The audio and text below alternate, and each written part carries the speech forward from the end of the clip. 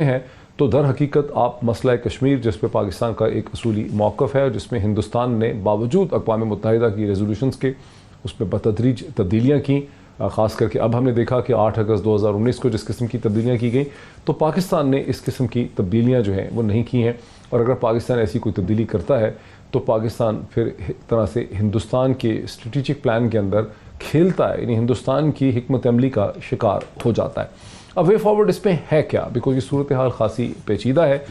So very warm welcome to all my guest once again, اور میں studio سے اگر اس ڈسکشن کا آغاز کرنا چاہوں، یہ جو چیز ہم کرنے چلے ہیں آپ کو کیا سمجھ آئی ہے کہ جو پروپوز پلان ہے صوبہ ڈکلیئر کرنے کا، یہ کیوں ہم کر رہے ہیں اور اس میں رسک کیا ہے؟ پوجا صاحب بہت شکریہ آپ کا۔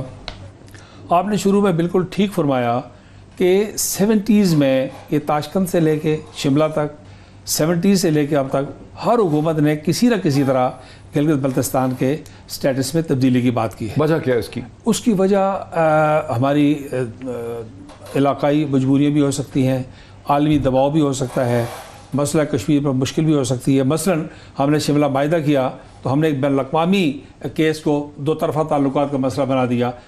سمجھ میں آنے والی بات ہے، بالکل کہ مجبور تھے، پریشان تھے، کمزور تھے، اور اس وقت ہم نے شملہ معاہدہ کیا۔ یہ بائی لیٹرل ایشو ہے ہی نہیں، یہ بین الاقوامی معاہدہ ہے، ہم اقوام متحدہ کی قراردادوں کی بات کرتے ہیں۔ بالکل اسی طرح گلگت بلتستان کے معاملے میں ایک تو یہ ہے کہ میرے پاس کوئی شاید فرسٹ ہینڈ انفارمیشن، یعنی اس پر بڑا کنسلٹیٹو پروسیس ہونا چاہیے تھا۔ ٹھیک، میں اسٹوڈنٹ لیڈرشپ کے زمانے سے لے کے جنرل ضیاء الحق صاحب سے لے کے وزیر اعظم ہوتے ہوئے اس کے بعد پہلے پرویز مشرف کے ساتھ 6 8 گھنٹے نشستوں میں بیٹھا ہوں اپنی لیڈرشپ کے ساتھ خود انڈیپینڈنٹلی، کہ جب میں نے دیکھا ہے کہ کشمیر پر بات ہوتی تھی تو مجھے اب آپ سمجھتے ہیں کہ اس قسم کا کنسلٹیٹو پروسیس نہیں ہوتا؟ نہیں، میں کم از کم میرے پاس کوئی فرسٹ ہینڈ انفارمیشن ہے ہی نہیں سرے سے۔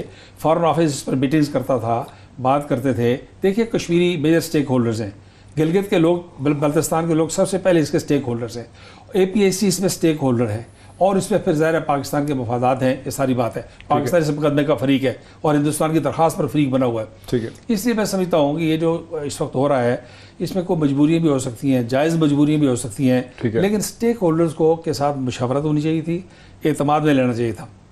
اس لیے کہ گلگت بلتستان کا مسئلہ وہ پارٹیشن پلان سے لے کے اس وقت تک ہر موقع پر سائنو پاک ٹریٹی تک، اقوام متحدہ کی قراردادوں تک یہ ریاست جموں و کشمیر کا حصہ ہے۔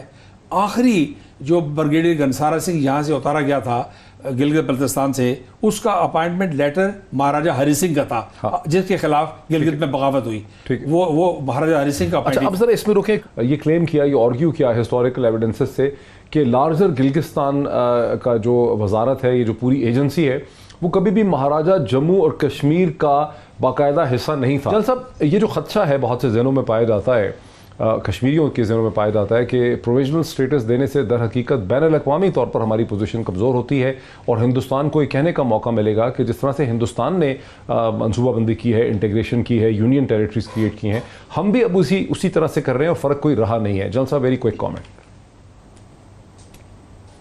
Mohit, thank you.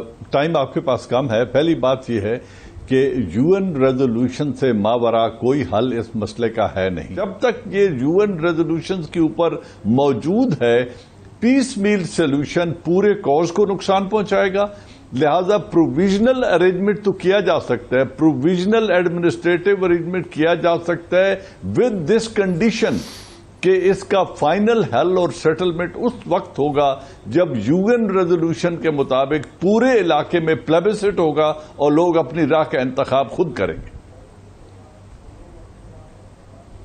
جل صاحب میرے ساتھ رہیے، ناظرین وقت ہے ایک بریک کا۔ بریک سے پہلے میں سم اپ کر دوں کہ مسئلہ خاصا پیچیدہ جو ہے وہ لگتا ہے، اور سوال یہ ہے کہ کیا کوئی ایسا نہیں ہو سکتا کہ پروونس کہے بغیر، پروویژنل پروونس کا سٹیٹس دیے بغیر، گلگت بلتستان کے لوگوں کے جو سیاسی، ایڈمنسٹریٹو، ریپرزنٹیشن اور مالی جو ان کے مسائل ہیں، کیونکہ لوگوں کو جابز چاہیے، لوگوں کو ہسپتال چاہیے، ڈسپینسریز چاہیے، سکولز چاہیے، ان کو ریڈی ڈسپینسیشن آف جسٹس چاہیے، ان کو ایکسیس چاہیے، ٹرانسپورٹ نیٹ ورک لاجسٹکس چاہیے، ان کو کاغذ پہ لکھے ہوئے صرف قوانین جو ہیں یا حقوق ایسے لکھے ہوں دنیا بھر کے قوانین میں لکھے جاتے ہیں, آئینوں میں لکھے جاتے ہیں, آئین میں, کانسٹیٹیوشن میں, وہ ہوتے نہیں ہیں. وہ تو ہندوستان کے آئین میں بھی بڑے چیزیں لکھی ہوئی ہیں مسلمانوں کے لیے اور جموں و کشمیر کے لیے, لیکن ان کو ملی کبھی نہیں ہے.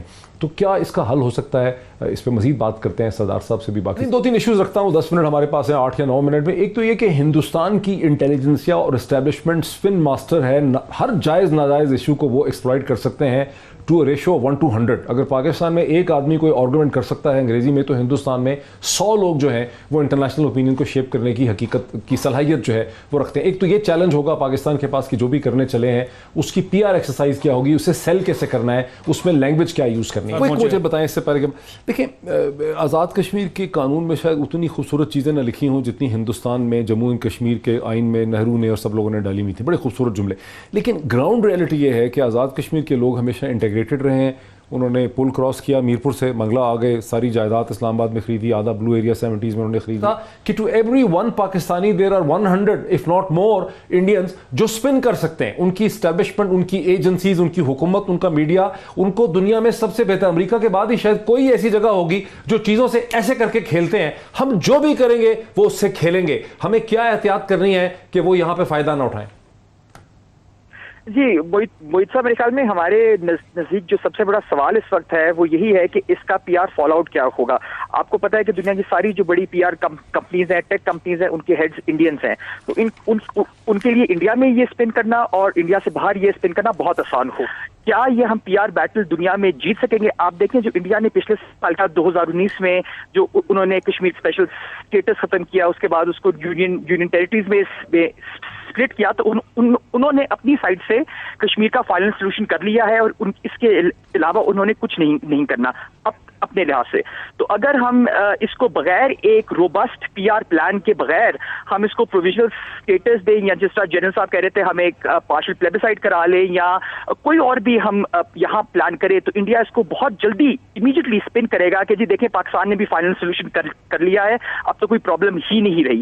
سو میرے خیال میں یہ پروویژنل اسٹیٹس کے کانورسیشن سے پہلے ہمیں سب سے پہلے اپنی جو PR ہے اس کے اوپر کام کرنا چاہیے. اور جس طرح آپ نے بڑی اچھی بات کی کہ یہ سب سے زیادہ ایشو ہے رائٹس کے بارے میں, یہ ڈیولپمنٹ کے بارے میں. تو رائٹس اور ڈیولپمنٹ اگر آپ دیں گے تو شاید یہ اتنا اہم بھی ہو اس کو فل پروونشل اسٹیٹس ابھی دیا جائے, شاید ہم ٹھہر کے دیں, مگر سب سے زیادہ جو میرے خیال میں ابھی ضروری ہے تاکہ یہاں دیکھیں اب یہ بات یہ چل پڑی ہے تو یہاں بھی لوگ اس کے خلاف نہ اٹھ کھڑے ہوں, یہاں بھی کوئی ایشوز نہ ہو, گڑبڑ نہ ہو. آپ کو پتہ ہے انڈیا بہت کوشش کرے گا کہ اگر یہ پروویژنل اسٹیٹس کی بات اگر ختم کر دی گئی تو انڈیا اس کا بھی فائدہ اٹھانا چاہے گا. تو ہمیں میرے خیال میں ایک ڈیپ کنسلٹیشن کرنی چاہیے, اور سب سے امپورٹنٹ ہے کہ ایک انٹرنیشنل PR ایفرٹ کرنا چاہیے کہ جو ہم کرنا چاہ رہے ہیں وہ کیا ہے, کیوں ہے اور کیسے کرنا ہے. جل صاحب لاسٹ کوسچن, دیکھیں ہندوستان گزشتہ کم از کم 10-12 سال سے بڑی محنت کر رہا ہے کہ گلگت بلتستان میں ایک انریسٹ پیدا کرے, ٹھیک ہے. اس پروویژنل اسٹیٹس کے مطالبے کے پیچھے بھی انڈیا کی ایک لابنگ اور ایک انٹیلیجنس کی اور ایک اسٹریٹجک تھنکنگ ہے. کہیں ایسا تو نہیں ہے کہ وہ بھلا پھسلا کے دھکا مار کے ایک پولیٹیکل موومنٹ کروا کے ہمیں ایک فائنل سولوشن کی طرف لے کے جا رہے ہیں, بیکاز ماسٹر آف مینیپولیشن ہے اور ہم بچے ہیں ان کے سامنے.